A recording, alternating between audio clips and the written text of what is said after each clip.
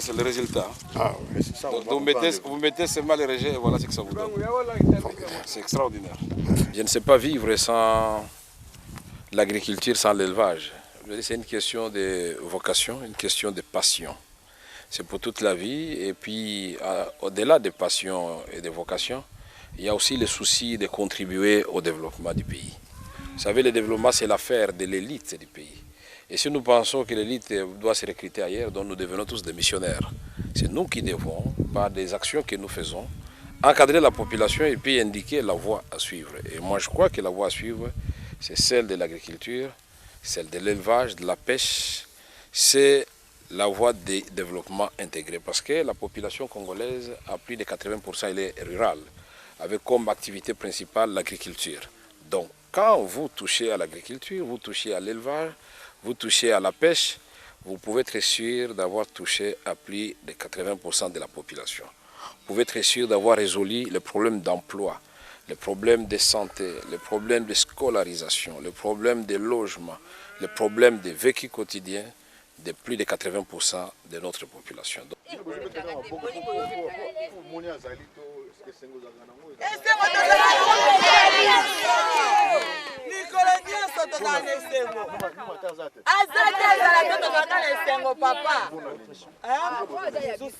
Ce terrain apesi biso ba graine tosali germa biso ba kongo biso ba rato tosisi sikoyo toloni yango sikoyo kosala ya sali ndenge biso esengo makasi tozosepela biso moso toteki mbongo na biso tofuteli bana klasi ye aza lelo moko azwa te ini asalisi biso bamama mpo totangisa bana mpo tokotangisa bana bino bolona mpo botangisa bana mpo tokotangisa bana te. Donc c'est que hier aux années rien apesi papa na biso moko. Maman, est-ce qu'avant il y a ça la bongo? Bosu bebe muta sala déjà bongo.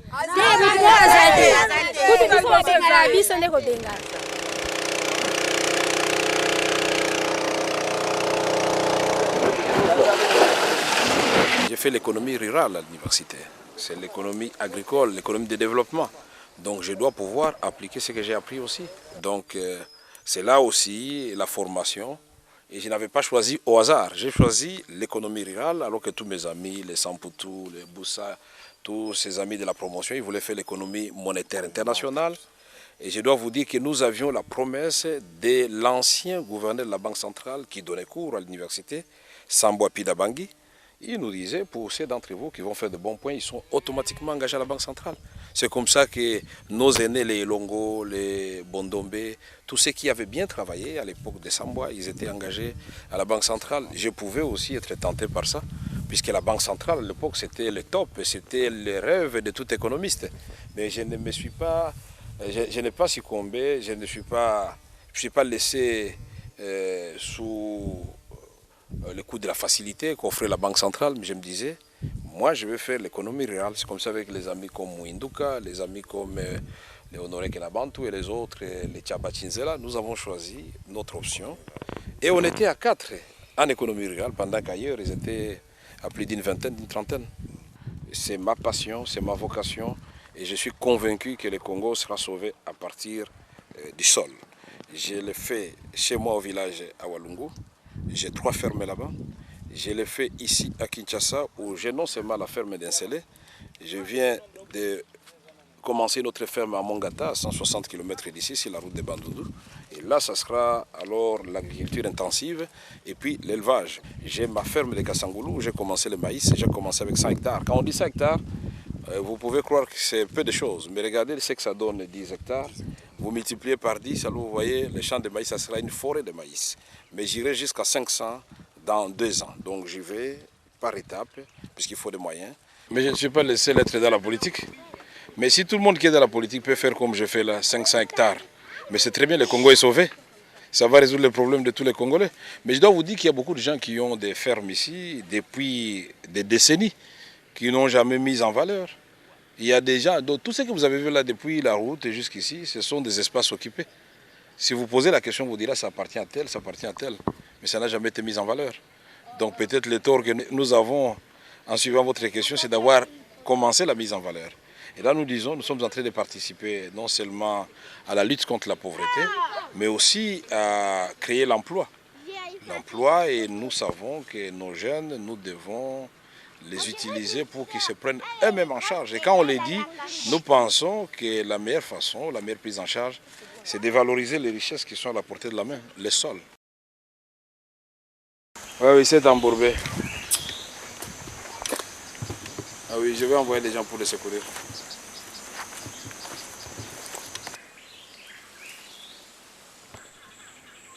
Si on gombe mon longue à poto poto né.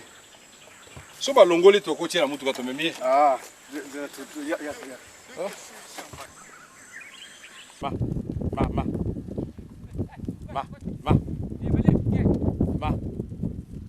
Ma.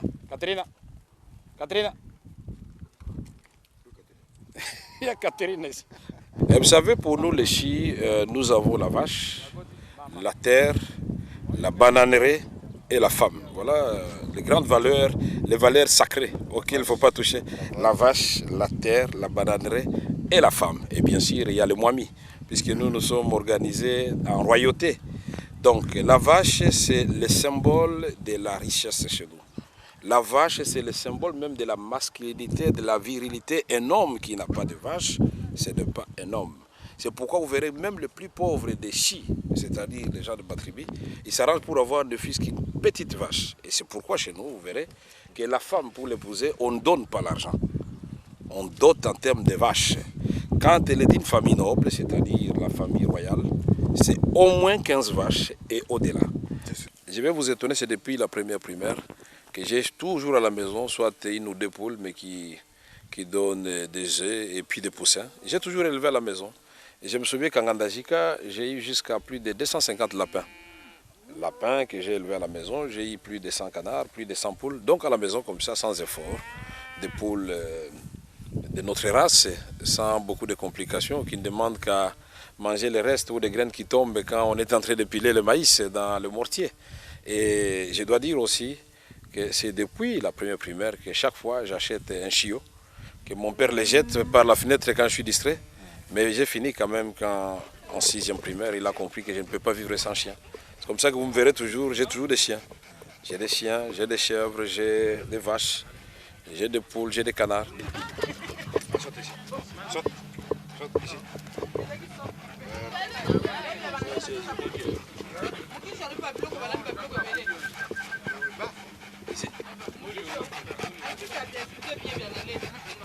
Des souvenirs divers, c'est tous mes amis, partout j'ai eu des amis. Vous savez, moi j'ai vécu difficilement seul. Ma mère laissait, mon père laissait. Chaque jour on me tapait parce que j'amenais au moins un ami dormir avec moi à la maison. Chaque jour on me tapait. Il y a des fois je faisais même passer un ami par la fenêtre. Et souvent c'était les enfants de nos sentinelles, de nos domestiques. C'est comme ça que moi j'ai parlé facilement les 4 langues nationales, puisque j'étais ami des enfants, de nos domestiques, de nos sentinelles. Je n'arrivais pas à manger la viande qu'on préparait chez moi à la maison. J'aimais les ndakala, les matembele qu'on appelle au Kassel et Chilunga, qu'on préparait chez la sentinelle. Et qu'est-ce qu'on faisait? Puis d'abord mon père était fatigué. Qu'est-ce qu'il faisait à midi? On prenait ma part, on envoyait chez la sentinelle pour que je mange avec les enfants de la sentinelle chez eux. Et j'ai gardé tous ces souvenirs-là avec moi à Lodja, à Mbujima, mais à Kananga, là j'étais déjà quand même un adolescent. À Kikwit, je suis arrivé à Kikwit, j'étais en premier CO. J'ai quitté Kikwit, j'étais en 5e des humanités. Donc Kikwit, c'est ma jeunesse, c'est mon adolescence.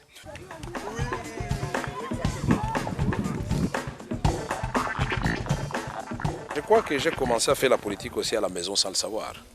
Puisque j'ai discuté déjà avec mon père, j'étais un enfant réactionnaire, donc je n'acceptais pas n'importe quoi. Mon père était sévère, mais il trouvait en face de lui un enfant qui savait lui dire que ça, ce n'est pas bon. Je pense que là, vous faites un peu trop, papa.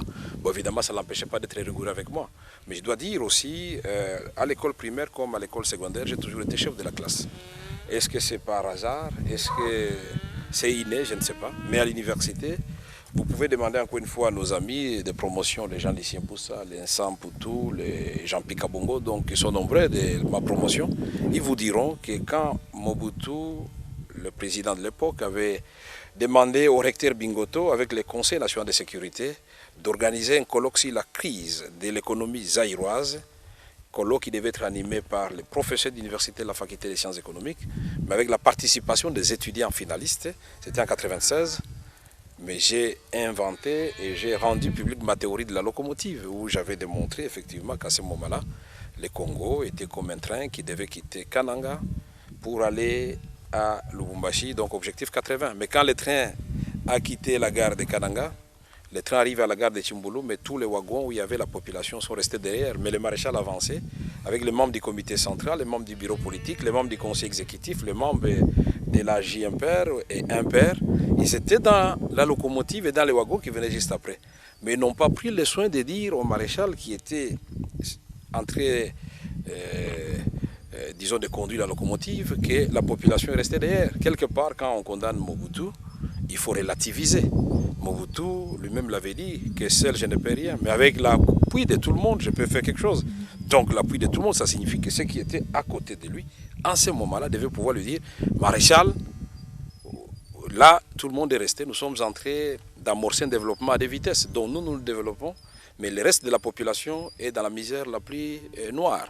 Donc c'est comme ça que le train arrive à Lubumbashi, et le maréchal est surpris de voir qu'il est là seul avec les membres du bureau politique, du comité central, du conseil exécutif, et la population est restée à Chimbulu. Et voilà, donc pour nous, il n'était pas question de repeindre la locomotive ou la réparer ou la renforcer. Elle était obsolète, il fallait la remplacer. C'est ce que nous avons annoncé comme théorie à l'époque. Donc j'ai commencé la politique avant ça, puisqu'en 1982, quand les 13 parlementaires, Ngalula Mpandajila, Etienne Tshisekedi, Birindwa, Kibasa Maliba et les autres, Wankem, quand ils ont pris la décision au sein d'IMPR de hausser le ton au Conseil législatif, le Parlement de l'époque, d'écrire à Mobutu pour dire non, maréchal, nous devons instaurer le débat au sein d'IMPR. Nous devons instaurer un nouveau courant de pensée et d'idées au sein d'IMPR. Et quand ils ont été traqués, ils ont créé l'UDPS et nous étions tous à la naissance de l'UDPS tout en étant étudiants, membres de l'UDPS. Et plus tard, quand j'ai terminé l'université, on m'avait engagé à la Banque centrale. Comme la banque nous poursuivait. Mais j'ai dit merci au professeur Nyembo Chabani, dont j'étais assistant par ailleurs à l'université. J'ai dit non, moi, ça, c'est pas mon travail. Dans les cabinets politiques, oui, mais la Banque centrale, non, parce que moi, je vise à diriger un jour un ministère, pourquoi pas un ministre aussi un jour. Ça, c'était déjà en tant qu'assistant à l'université, fraîchement sorti de l'université. Et plus tard, donc, nous allons créer avec le professeur Lunda Boulou, le RSF. Et nous allons quitter l'IDPS donc pour les RSF et nous allons nous retrouver dans la plateforme de l'Issoral modérée qui était dirigée par Kengo et les autres à l'époque. Donc parce que quelque part nous nous sommes dit, nous sommes disputés avec les collègues les Moubaké avec lesquels nous faisions des stratégies à l'époque. Nous avons dit non, nous ne pouvons pas rester dans un parti où nous ne faisons que de la contestation. Nous ne donnons pas l'alternative et nous ne présentons pas un projet de société pour remplacer celui d'IMPR. Et moi, je ne compte pas faire des surplaces. Je ne suis pas un applaudisseur naturel et éternel. Donc, je ne suis pas là pour applaudir Tshisekedi. Je ne suis pas là pour applaudir Kibasa. Je crois que tout jeune que je suis, j'ai aussi des ambitions de devenir aussi un dirigeant un jour dans mon pays. Pourquoi je dois être là, le rôle de distributeur de tracts? Oui, il y a un temps pour ça. Mais on ne peut pas rester éternellement distributeur de tracts. On ne peut pas rester éternellement lieutenant pour aller répondre ou insulter Mobutu à la télévision. Puisqu'à un moment, j'ai posé la question. Bon, c'est très bien, nous insultons Mobutu chaque soir à la télévision. Mais ça change quoi sur le terrain? Mais là où nous avons finalement eu très mal, c'est quand finalement le même Mobutu nous a laissé diriger la primature. Et nous avons vu que nous-mêmes, dans notre propre maison, nous n'étions pas propres. Parce qu'au moment de positionner les gens au gouvernement, dans les cabinets chez le Premier ministre, mais on a senti que ce n'était pas de façon objective. Donc j'ai dit, j'ai décidé, j'ai dit non, moi je crois que je vais partir. Et j'étais donc avec le ministre Mouchobekwa, Kalimba Wakatana, dont je fus le directeur de cabinet à l'enseignement supérieur universitaire. Et ensemble, nous sommes entrés dans les partis de Lunda Boululu. Là aussi, vous pouvez demander au professeur Lunda Boululu, quand tous les comités réunis a décidé de faire de M. Kamere secrétaire national à la jeunesse, et que la notification de notre chef qui était Lunda Boululu à l'époque avait traîné et qu'il avait préféré à ce moment-là signer la notification d'autres personnes qui étaient de sa province. Là aussi, je n'ai pas hésité, j'ai écrit pour dire je quitte le RSF puisque ça, c'est un parti qui n'a pas de valeurs que moi je respecte, c'est-à-dire des valeurs où seule l'intelligence, l'objectivité peuvent guider les gens. Alors je ne peux pas rester là-dedans. Et j'ai quitté donc les RSF et je suis resté à la maison. Et c'est l'entrée de l'AFDEL. Je ne suis pas entré dans l'AFDEL, tranquillisez-vous. Un jour, je suis en train de regarder la télévision, je vois un général en train d'expliquer un projet, c'est le projet du service national. J'étais impressionné et j'ai reconnu mon mémoire de fin d'études à travers les explications qu'il donnait. Et j'ai retenu et relevé quelques failles. J'ai dit non, je peux alors contribuer. Mais j'étais avec un ami, le colonel Kadjouba, qui était lui-même infidèle au général Kaloumé, qui m'a dit tiens, vous aimez le général? J'ai dit oui. Est-ce que vous voulez le rencontrer pour lui donner, puisqu'il aime la contradiction, il aime l'enrichissement intellectuel, est-ce que vous voulez le rencontrer pour lui donner votre contribution? J'ai dit oui. Nous étions le 23 décembre 1997. Et voilà, le 24, je n'oublierai pas, c'était la veille de Noël. Nous sommes chez le général Kaloumé. On a à peine parlé pendant 15 minutes et le général a compris qu'il avait quand même en face de lui quelqu'un qui était avisé dans le domaine du développement rural. Et c'est comme ça qu'il va me dire, bon écoutez, demain c'est Noël, mais vous venez, nous devons travailler pendant 2 heures. On a travaillé avec lui, il m'a montré son projet, on a discuté, il a dit, bon monsieur, qu'est-ce que vous faites pour le moment? J'ai dit, je ne fais rien. Il dit, je vous prends comme consultant. J'étais devenu consultant au service national. Le lendemain, il m'a demandé d'aller au bureau. Je suis allé, comme toujours, dans des sociétés congolaises, il y a des castes qui se créent autour des chefs. J'arrive et je trouve d'autres consultants, et un monsieur s'autoproclame consultant, chef de tous les consultants. Et il veut me donner du travail à faire. J'ai dit, non monsieur. Moi, je suis consultant au service national, donc c'est le patron du service national. Avec moi, nous devons avoir un accord pour savoir comment il les rémunère. Donc vous ne pouvez pas me donner du travail. Si c'est ça que le général vous a demandé de faire, alors je suis désolé, vous lui direz que je suis rentré à la maison. Je suis rentré à la maison, tout chômeur que j'étais, les poches vides, mais j'ai tenu quand même à mon honneur, puisque je ne pouvais pas accepter consultant, qu'un autre consultant puisse me diriger. Je suis rentré à la maison. Et le général Kaloumé a remarqué que pendant une semaine, je n'étais pas là. Et puis finalement, il m'a fait chercher, je suis revenu. Je lui ai dit, je suis consultant, mais je n'entends pas être dirigé par d'autres consultants. Vous me donnez le travail, je vais le faire. C'est comme ça qu'il va me donner d'abord un travail pour le dossier des ressources humaines. Comment utiliser en bon escient les ressources humaines, les rémunérations, prise en charge sanitaire, tout ce que vous voulez. Et puis, le projet lui-même, comment la montée en puissance du projet. C'est-à-dire depuis la formation jusqu'à la récolte, parce que les jeunes formés allaient cultiver le maïs. Et là, quand j'ai travaillé sur les dossiers des ressources humaines, une semaine après, donc j'ai monté le dossier, je suis allé à la fonction publique, les amis m'ont aidé. Je suis allé au ministère des Finances où mon directeur de cabinet actuel, Pierre Kangoudia, était ordonnateur délégué des dépenses du gouvernement. Et je lui ai présenté les dossiers, il a donné sa contribution, et puis ensemble, nous sommes allés voir le ministre Mawampanga, qui était ministre des Finances de l'époque.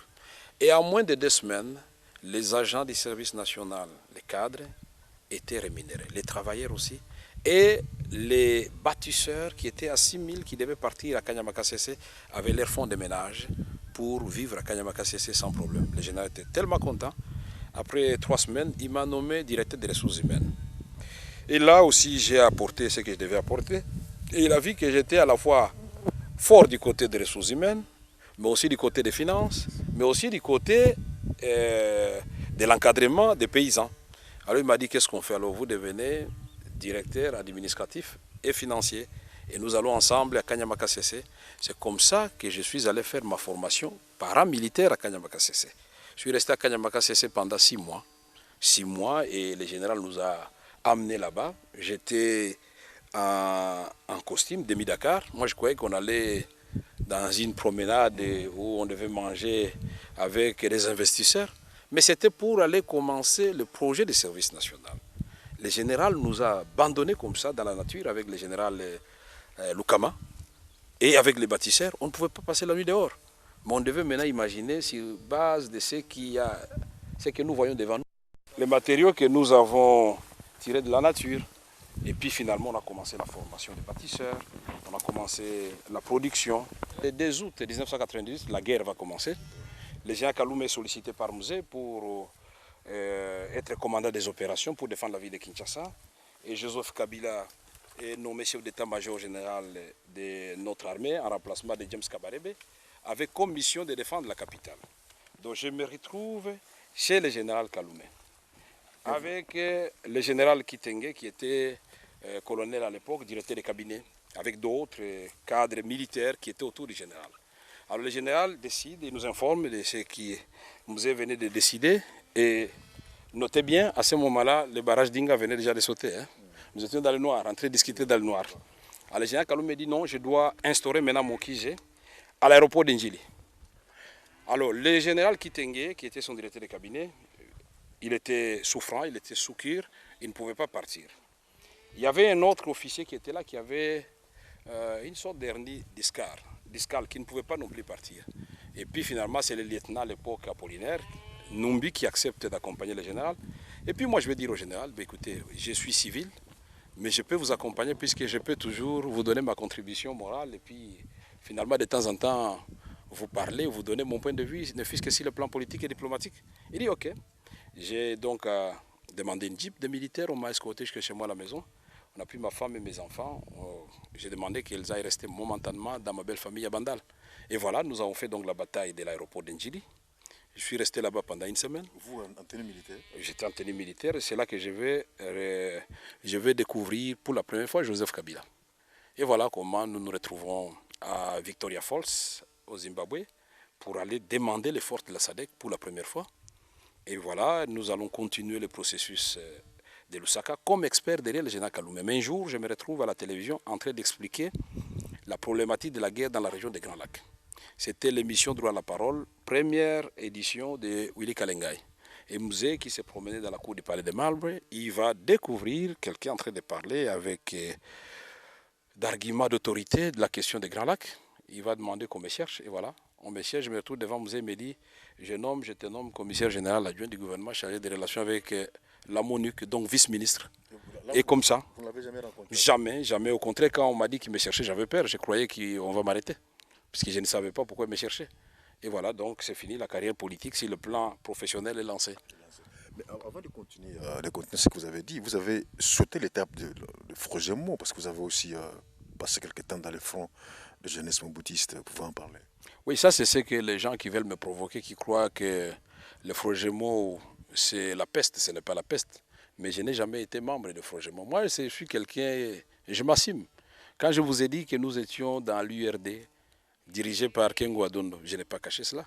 Quand je vous ai dit que j'étais dans l'RSF de Lunda Boulolou, je n'ai pas caché cela. Quand je vous ai dit que j'étais dans l'IDPS de Etienne Tshisekedi, est-ce que c'est facile de dire aujourd'hui, sous le régime de Kabila, qu'on était chez Tshisekedi, chez Kengo? C'est pas facile, mais moi je l'ai dit. Donc je n'ai jamais été de Frogemo.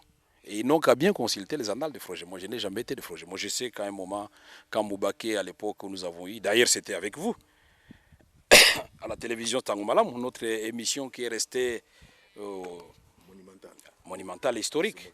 Quand il voulait me provoquer, il disait que j'étais de Frogemo. Bon, c'est de bonne guerre. Vous savez, vous pouvez dire des petites anecdotes comme ça sur les amis. Et moi, je n'en rougis pas. Mais je n'ai jamais été de Frogemo. Voilà. Le secrétaire général des Nations Unies, Kofi Annan, va demander aux trois chefs d'État d'instaurer dans leur pays une institution chargée du suivi et de l'exécution des accords ainsi signés. C'est comme ça que le président de la République, et plus tard quand nous avons signé l'accord global inclusif, et d'ailleurs même avant ça, il va me nommer commissaire général du gouvernement chargé du suivi des processus de paix. Et quand on a signé l'accord global inclusif, nous allons mettre en place le gouvernement de transition. Le président de la République m'a désigné comme ministre de l'Information et presse. Et après une année, il m'a dit, le 4 juillet 2004, il m'a dit qu'il avait besoin de quelqu'un pour redynamiser le parti. Le PPRD qui était encore un jeune parti, pas très bien connu du public et qui battait de l'aile. Et nous avons accepté. Vous avez hésité longtemps? J'ai eu peur quand même, puisque vous savez, on vous donne le parti du président de la République. Il faut le dire, il ne faut pas s'en cacher, le parti n'était pas connu. L'UDPS à l'époque était plus forte que le PPRD. Et il y avait beaucoup d'autres partis qui avaient pignon sur rue par rapport au PPRD. J'avais peur. La peur, ce n'est pas que j'hésitais, mais la peur, c'était je mesurais le poids des responsabilités qu'on venait de me confier. Et j'étais donc en train de me poser la question de savoir que dois-je faire pour ne pas décevoir le président de la République. Parce qu'il y a une chose que je déteste, c'est de mal faire ce qu'on me confie. J'ai toujours voulu exceller dans tout ce qu'on me demande de faire. Aujourd'hui, vous ferez de moi, je ne sais pas, chargé de tous les agriculteurs du Congo. Je vais trouver une formule pour en faire un métier noble et enviable. Donc voilà pourquoi nous avons accepté le PPRD. Et grâce au dynamisme de Mme Lukiana, de Philemon Mukendi, et par la suite Maker Mwangu, qui est devenu ministre de l'Éducation, et de tous les secrétaires exécutifs nationaux, c'est-à-dire les secrétaires nationaux, nous avions une équipe de choc. Les présidents provinciaux, les secrétaires exécutifs provinciaux, et même au niveau des districts, des territoires, des collectivités, des localités, des chefferies, tous ces héros dans l'ombre nous ont assistés et nous avons fait un travail appréciable. C'est le président de la République, encore une fois, qui a dit, il a demandé au comité de mon parti pour dire, avec tout ce que le parti a fait, nous pensons que ce serait une juste récompense de présenter son secrétaire général comme président de l'Assemblée nationale. Ça, je dois le dire, c'était le 7 décembre 2006, quand le président de la République l'a dit, et je resterai reconnaissant pour ces gestes qu'il avait fait à mon endroit. Là encore, j'ai eu peur, je me dis, tiens, on va me donner l'Assemblée nationale. Remplacer Olivier Kamitatou, qui a brillé de mille feux, qui a été apprécié par tous les Congolais et par tous les Occidentaux. C'est à vous quand même que ce n'était pas une chose facile, remplacer un Kamitatou, un grand débatteur. Et je me disais, là aussi, je me suis posé encore une question. Comment faire pour réussir cette nouvelle mission? Balobaka na lopoto balobi aux âmes bien nées, la valeur n'atteint point le nombre des années. Elingi koloba nini? Ata mwana moke soki abotami na bwanya akoki kokamba po kosala eloko monene. Oyo président Kamera aza kosala sikoyo lokola président assemblée nationale na biso na banzi mingi bakanisaki te ke ye akokosala ndenge na mosala oyo aza kosala koluka kokamba bakeli mibeko na ndenge oyo yebi ndenge na bango ya koloba bamosusu ya kanda koleka bamosusu ya kanza koleka kasi na bwaya na ye akotambwisa masolo na bango akotambwisa makita na bango na ndenge elongo bani po te babimisa mobeko bato mingi bazalaki kokanisa te na mbula oyo ye aza nango akamba ndako ya likita monene lokola assemblée nationale na biso mpo bamesani komona epai wana komona bakalume mwana karambwe komona bakasongo mukunji komona baboboliko komona baoyo suki baanzulini suki esi ekoma pembe lokola biso boye kasi ye bazalaki kopesa ye sanza mibale sanza misato ta babite na ndenge ya bonzenga oyo ezali na ye na bomwana oyo ezali na ye akopesa bato makanisi ya kotomboka mpe assemblée ekozala bloke tala tokomi na mbula ya mibale yango toza kotambola na kanisi ndenge balobaka na lopoto assemblée nationale ezwi sikoyo vitesse ya croisière mpo te na 2011 toza atterrissage en douceur. Merci. On va y revenir. Mais c'est vous qui avez négocié pour les comptes du gouvernement de Kinshasa. Partout vous avez été sur Sun City. Vous étiez presque à 3, vous, Olivier Kamitatou pour le MLC et Goubernois pour le RCD. Alors vous retrouvez seulement ministre de l'Information, alors que Robert Roy, vice-président, Olivier à l'Assemblée. Ça ne vous a pas... Vous n'étiez pas déçu? Déçu, non, j'étais quand même frustré. Et moi, comme je ne cache pas mes sentiments, parce qu'un jour, le président de la République, autour de lui, nous étions avec Samba Kaputo, Théophile Mbemba, Didier Etumba, Nkulu, je crois, Okitundu, chez. Le président nous dit, bon, de l'autre côté, vous me dites que Bemba sera vice-président de la République. Du côté d'IRCD Goma, vous spéculez entre Onusumba, Ondekane et Ruberwa. Alors de notre côté, ça sera qui? Alors tout le monde était silencieux. J'ai dit, Monsieur le Président, moi je suis candidat. Et je lui ai remis mon acte de candidature, séance tenante. Et j'ai même ajouté une phrase, j'ai dit, Monsieur le Président, j'espère que quand nous allons nous quitter, certains d'entre nous ne vont pas revenir vous voir pour dire, non, Kamere, vous voyez, c'était mauvais choix, c'était un garçon ambitieux. J'espère qu'ils ne viendront pas vous dire ça. Je suis parti et le jour où le président devait présenter le vice-président de notre parti, c'était à l'OIA. Le président me reçoit le matin. Et quand je le regarde, je dis, ah tiens, monsieur le président, ça a changé, je comprends. Et alors il me dit, bon voilà, on va mettre le vieil Hérodia. Je dis, très bien, il n'y a pas de problème, nous allons le soutenir.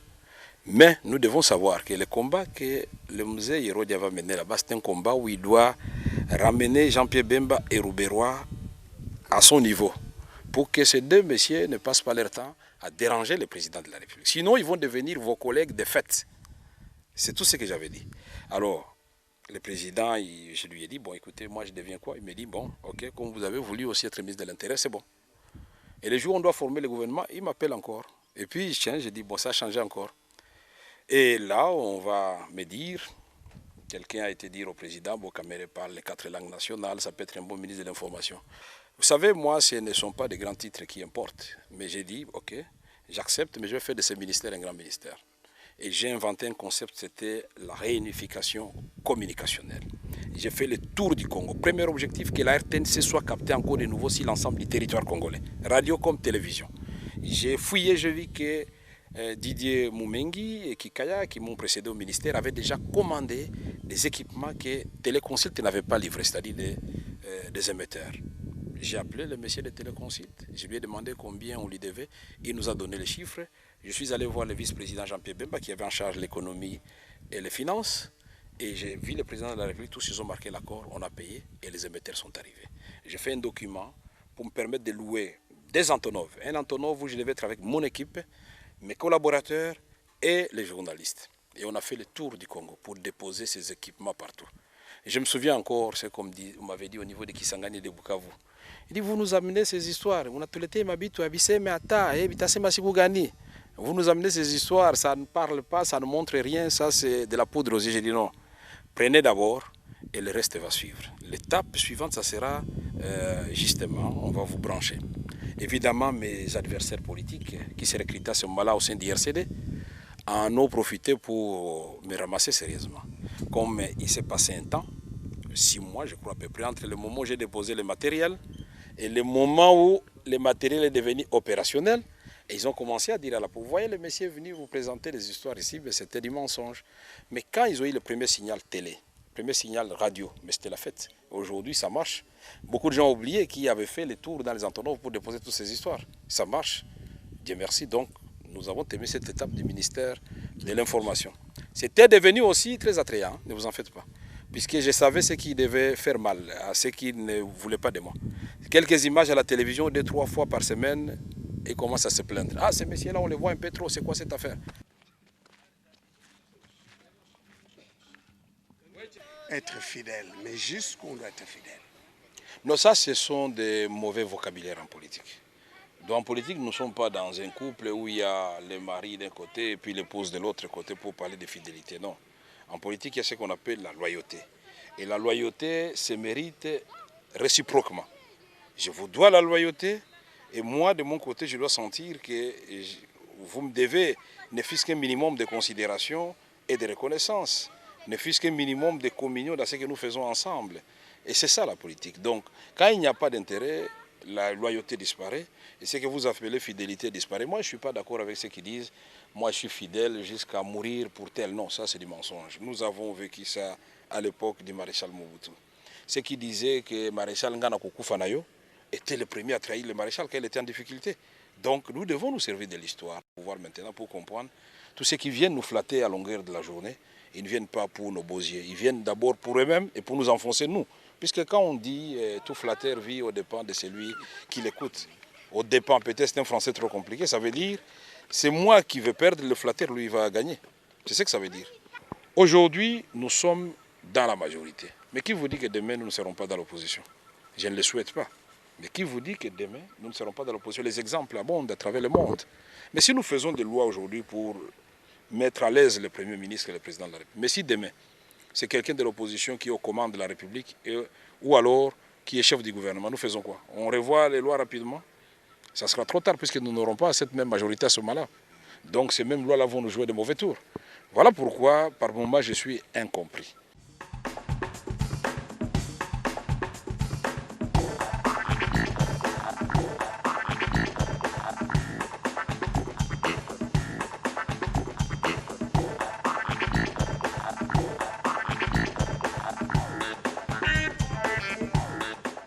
mes collègues ont cru bien faire de démissionner avant l'ouverture de cette session. Mais je me suis dit, en tant que président de l'Assemblée nationale, je devais écouter ma famille politique qui m'a demandé de démissionner. Mais je devais aussi écouter les autres, c'est-à-dire toutes ces femmes, tous ces hommes, tous ces jeunes, tous ces défenseurs des droits de l'homme, les organisations de la société civile, les églises, notre diaspora qui est très active en Europe, au Canada, aux États-Unis et en Afrique. Tout cela, disais-je, qui m'ont dit, Monsieur le Président, en démissionnant, vous aurez trahi les Congolais et les Congos. Parce que c'est un geste lourd de conséquences. Pourquoi? Parce que d'abord, ça aurait été une démission anticonstitutionnelle, et secondo, qui s'est fait en dehors de la plénière qui est seule souveraine de constater un tel acte. Et j'ai dit aussi que le mandat du député national est impératif. C'est-à-dire, même s'il est membre de son parti politique, il doit exercer son mandat d'abord pour les électeurs qui l'ont choisi. Et quand son parti politique lui donne des instructions manifestement opposées aux intérêts du peuple congolais, de ses électeurs, il a le droit de s'y opposer. Et la Constitution le couvre. C'est pourquoi notre Constitution proscrit les mandats impératifs. Donc, nous avons posé un geste aujourd'hui d'une grande portée historique, parce que notre seul souci était de préserver, de protéger notre jeune démocratie.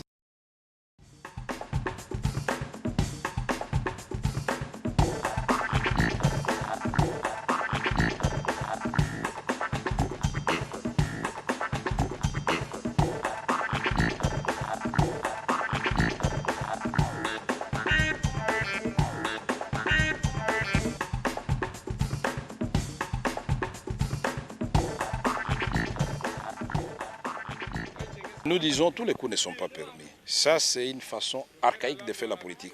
C'est un peu comme qui dirait la politique est nango mosala lokuta.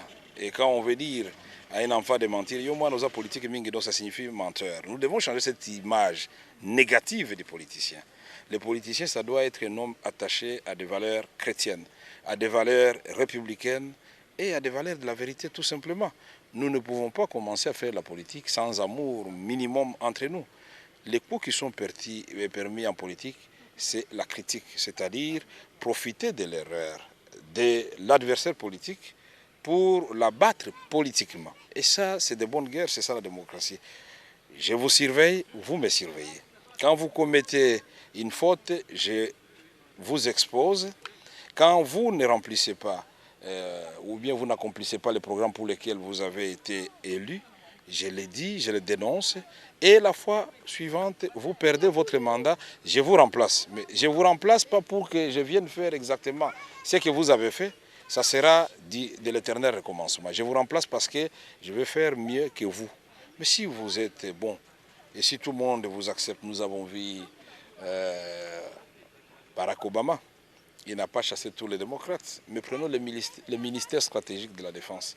Il a gardé un républicain parce qu'il a l'amour pour l'Américain.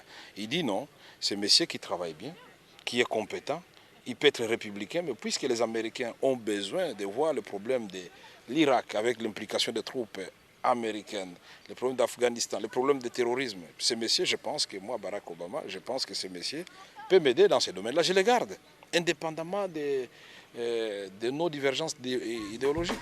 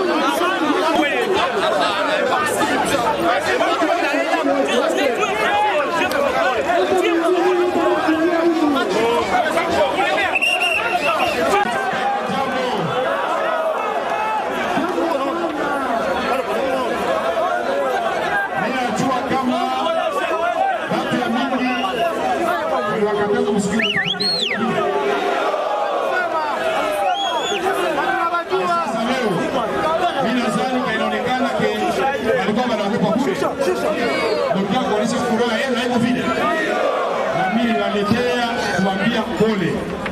Eske nakatazo ile kabisa. Tupo tunasema wetu kwa nasemaga habari ya isheni. Haiko vile. Ndio. Tunapaswa kuwa na sagesse africaine.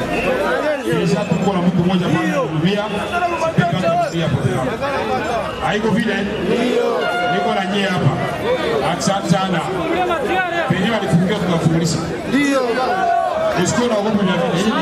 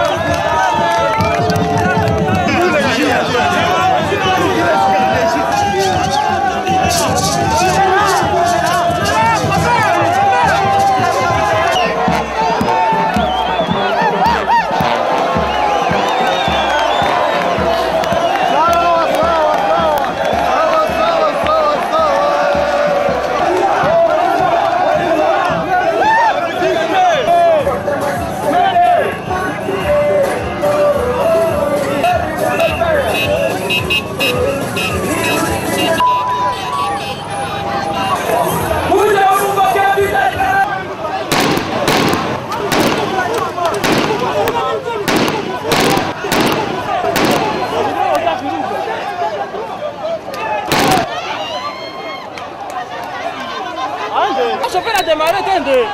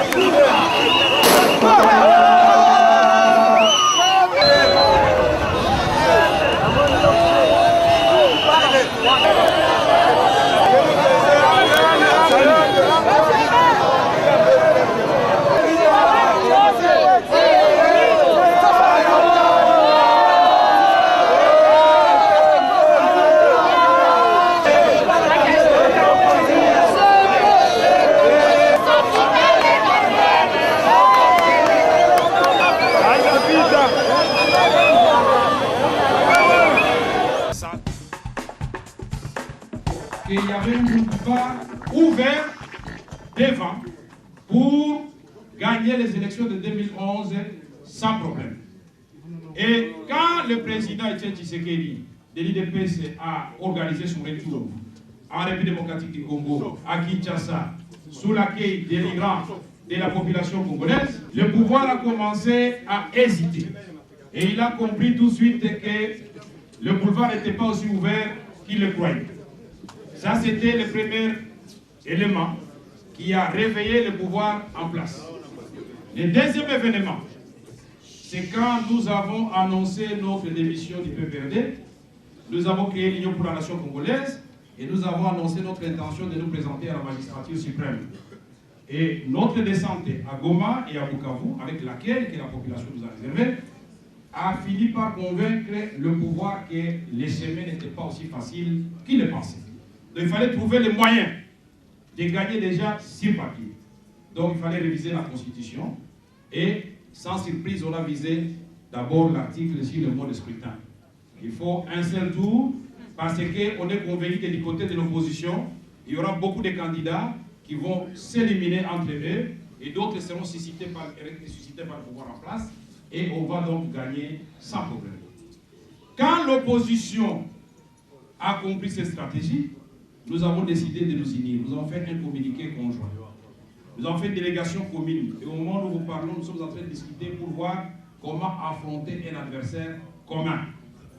Ceci convainc encore le pouvoir davantage sur son échec certain.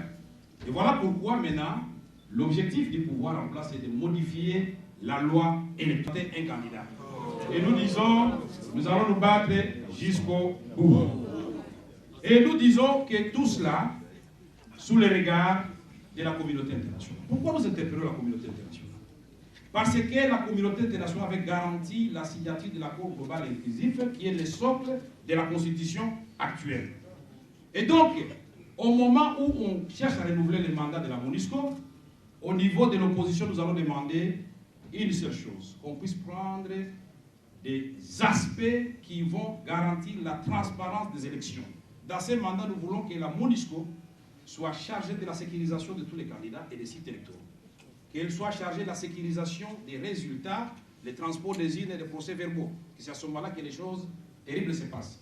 Que le mode que nous avions adopté en 2006 soit en vigueur, c'est-à-dire quand on finit de voter, le même jour, on fait les dépouillements et on affiche les résultats et on donne les procès-verbaux aux témoins des candidats. Nous sommes donc en train de mettre en place toute une stratégie pour diminuer la tricherie qui est en train de s'exercer de l'autre côté.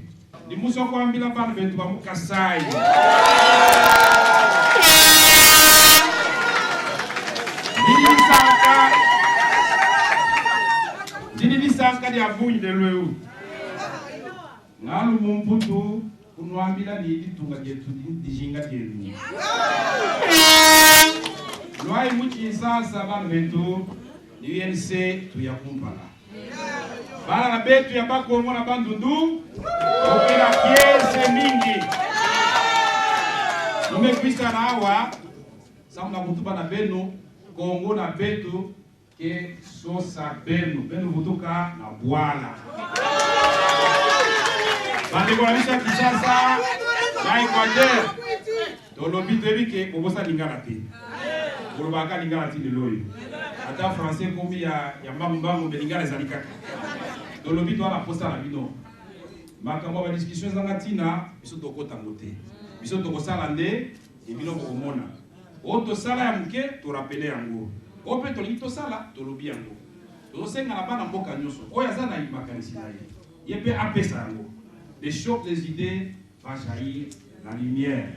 Kongo okende liboso. Eza boyede. Watu wapenzi wa Swahili jambo. Ni wote mlikimbilia Ulaya. Murudie kukula birai kumugini. Tukona lazima yenu kumugini. Tujenge mugini na INC kuna lazima yenu sana kabisa. Mimi nadhani kama muti kama iko na komea inatosha matunda. Batatupa tu majiwa iko vile.